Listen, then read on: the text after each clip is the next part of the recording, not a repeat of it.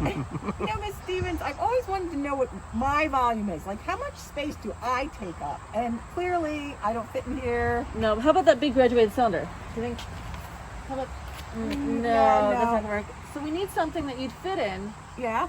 And either big enough graduated cylinder or a big one of these. Yeah. And we could see how much water you cause to displace. Okay. Hey, But what about Wait, that thing wait, behind Mr. you?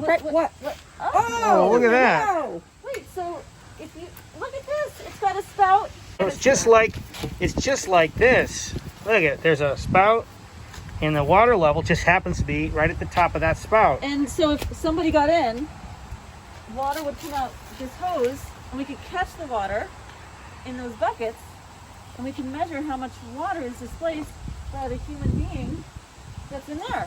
Nice. So are you saying you're going to change into your swimsuits? Yeah, of course. Let's find All right, out. let's try it. Okay.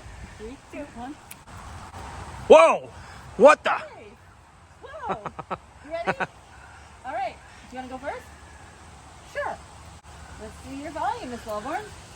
As they prepare, predict the volume of Ms. Wellborn and Ms. Stevens. Wait, are you guys really doing this? Yeah. Yeah. This is a science video. We don't just pretend here. I don't know.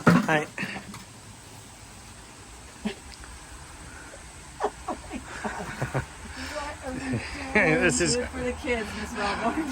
It's for the children. Before this goes any further, write down your prediction of the volume of Miss Wellborn and Miss Stevens.